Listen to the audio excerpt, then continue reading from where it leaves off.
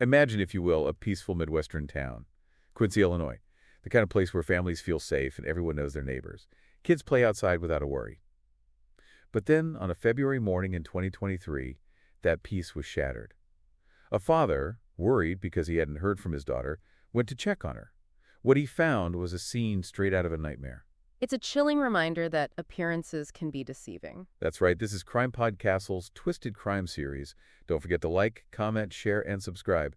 Today, we're diving deep into the Becky Bliefnick murder case. A case that, on the surface, seemed like an open and shut case. But the deeper you go, the more you realize just how twisted and complex it truly is. A loving mother of three, Becky Bliefnick, was found murdered in her own home, shot 14 times, and the prime suspect. Her estranged husband, Tim Bliefnick. A seemingly normal guy, a respected member of the community. But as we'll uncover, there was a much darker side to him lurking beneath the surface. And the investigation revealed a web of jealousy, bitter disputes, and ultimately, a cold-blooded plan for murder. So let's rewind back to that February morning. Set the scene for us. What did the crime scene look like? Well, the first thing that struck investigators was the point of entry. A child's bedroom window forced open. A chilling detail. Almost as if the killer was trying to avoid a confrontation at the main entrance. Right, and inside, the scene was even more gruesome. Becky was found in the bathroom. 8 9mm shell casing littered the floor. 8 shell casings. That paints a very disturbing picture. What about signs of a struggle? There were some signs of a struggle, yes. But what was really eerie was Becky's phone. It was found with an incomplete 911 call. Just the numbers 91126 dialed before it went silent. A desperate attempt to call for help cut short. Exactly. It really highlights the terror she must have felt in her final moments. Were there any other details that stood out of the crime scene? Anything that immediately raised suspicion? Well, aside from the obvious signs of a violent struggle, investigators found something rather peculiar. Tiny fragments of plastic near Becky's body. Plastic fragments. That seems like a strange detail. Did they know what they were from? Initially, no. They seemed out of place, almost insignificant, but as the investigation progressed, these seemingly minor details, like those plastic pieces, became crucial pieces of a much larger and more disturbing puzzle. Though at this point, the police have a crime scene. A loving mother brutally murdered, and seemingly no leads. Where do they go from here? Who becomes the focus of their investigation? Well, all eyes quickly turned to Tim Bliefnick, Becky's estranged husband. Seems like a natural place to start, but was there anything specific that made him the prime suspect? Was it just because they were going through a divorce? It was more than just the divorce. While divorces can be messy, this one was particularly bitter. There were ongoing disputes over custody of their 3 sons, finances, and property. It was a recipe for resentment. A lot of couples go through difficult divorces, though. Was there anything that pointed to Tim being capable of violence? Yes, there was. Becky had confided in friends and family about her fear of Tim. She'd sent chilling text messages detailing instances where he would scream at her, shove her, even throw things in front of their children. That's awful. So there was a history of domestic abuse. Did she ever report these incidents to the police? There's no record of her filing any official reports. However, she did send a particularly ominous text to her sister about a year before her death. What did it say? It read, "If something ever happens to me, make sure the #1 person of interest is Tim." Wow.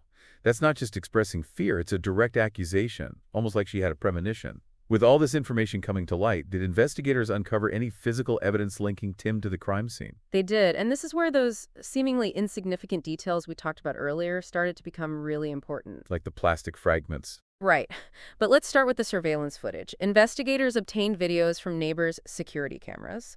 One captured a figure walking near Becky's house the night of the murder, and another showed someone riding a bike with no reflectors towards her house just before the estimated time of death. Interesting. A person on a bike without reflectors, does that directly implicate Tim? Not on its own, but then they got another break.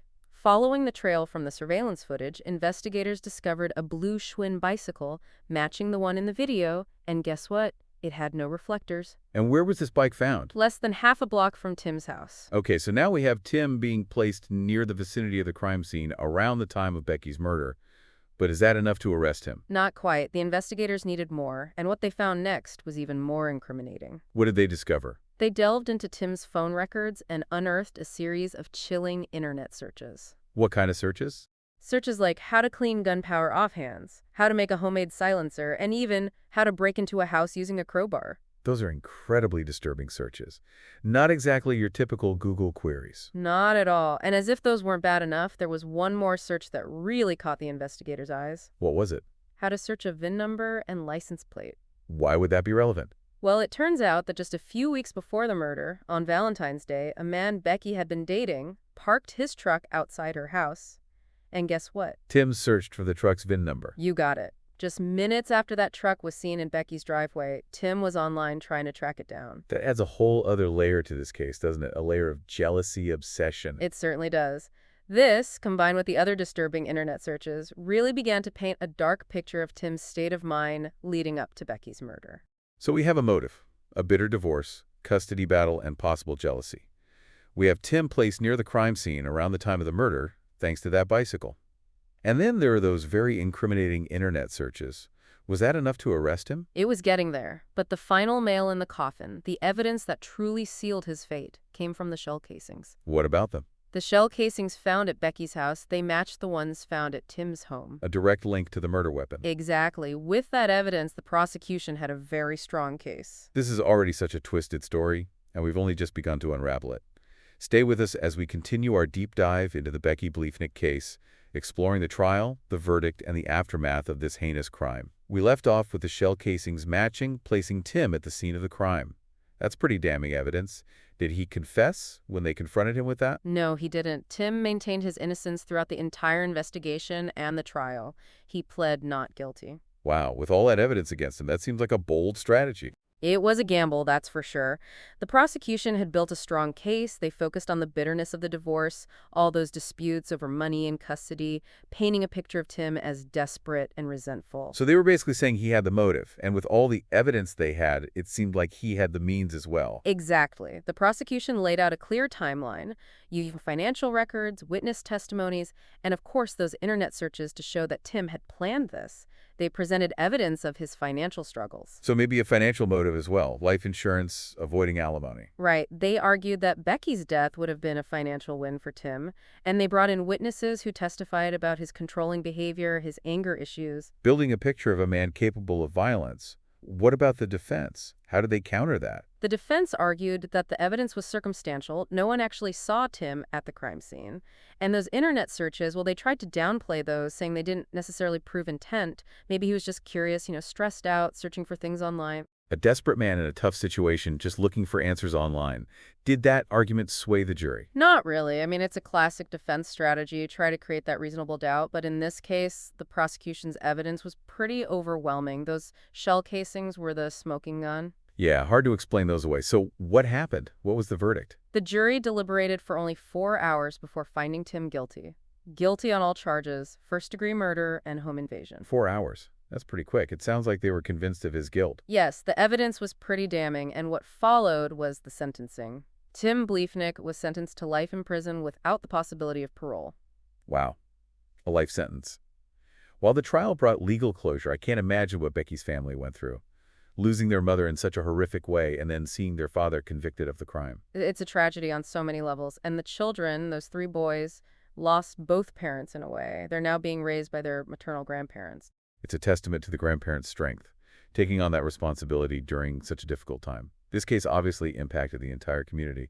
Quincy seemed like one of those places where people felt safe. Absolutely.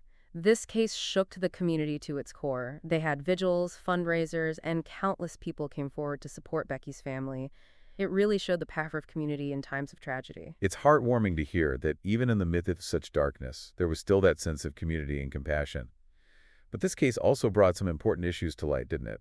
Especially about domestic violence. Yes, Becky's sister Sarah became a very vocal advocate for domestic violence awareness after Becky's death. She channeled her grief into action. That's inspiring. It is. She used her platform to talk about the importance of recognizing the signs of abuse, speaking up, seeking help.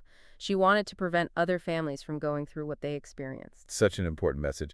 Did her advocacy have any impact? Yes, definitely. It led to more funding for domestic violence shelters, more support services in the area. It's a lasting legacy for Becky, a reminder that even out of tragedy, something positive can come. This case is so multi-layered. We've covered the evidence, the trial, the verdict, the community impact. But there's still this one piece of the puzzle that I find particularly fascinating. What's that?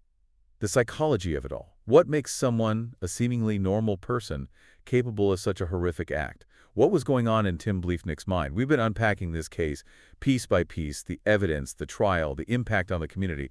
But I think one of the most intriguing aspects, at least for me, is trying to understand the psychology of the perpetrator.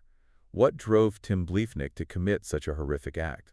It's a question that always looms large in these kinds of cases. What transforms a seemingly ordinary person into a killer? In this case, I think there are a few key factors at play. Let's start with the divorce. Obviously, that played a huge role. Yeah, divorce is inherently stressful. You're talking about the potential loss of a partner, a family, financial security. It can bring out the worst in people. It's like all these emotions, anger, resentment, fear, are just simmering beneath the surface, and sometimes they boil over. Exactly. And in Tim's case, the custody battle over his sons, the financial strain, the loss of control over his life, it all likely contributed to an already volatile situation. So it's not just about the divorce itself, but all the pressures that come with it. It can push someone to a breaking point.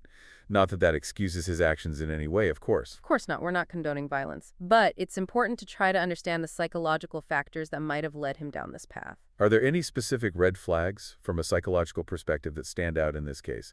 Things that might indicate a potential for violence? Well, one of the biggest red flags is a history of aggression.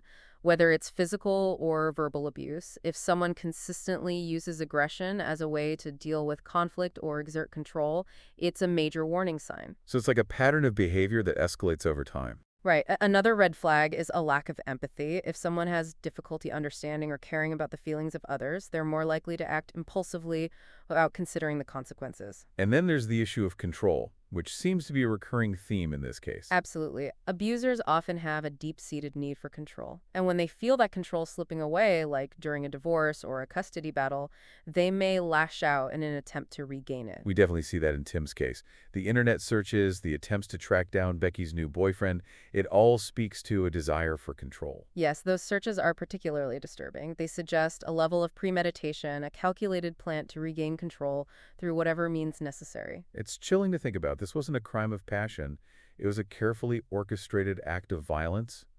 And the saddest part is that it all could have been prevented. That's the tragedy of these situations. Often there are warning signs, but they're ignored or dismissed. Which is why it's so important to talk about domestic violence, to raise awareness, to encourage people to seek help if they need it. Exactly. We need to create a culture where people feel comfortable speaking up, where they know they'll be supported, not judged. It's about breaking the cycle of silence and shame that often surrounds domestic violence. And remembering that violence is never the answer. There are always other options, other ways to resolve conflict. This case has been a roller coaster of emotions, from the initial shock and horror to the intricacies of the trial, and now to this deeper exploration of the psychological forces at play. It's a reminder that even in the darkest of times, there's always hope. Hope for justice, hope for healing, and hope that by sharing these stories, we can prevent future tragedies. Thanks for joining us on this deep dive into the Becky Bliefnick case. It's been a difficult journey, but an important one. And as always, if you or someone you know is experiencing domestic violence, please reach out for help. There are resources available, and you don't have to go through this alone. Don't forget to follow and subscribe to CrimePod Castle for more compelling true crime stories, and check out our YouTube channel for additional content. Until next time, stay safe.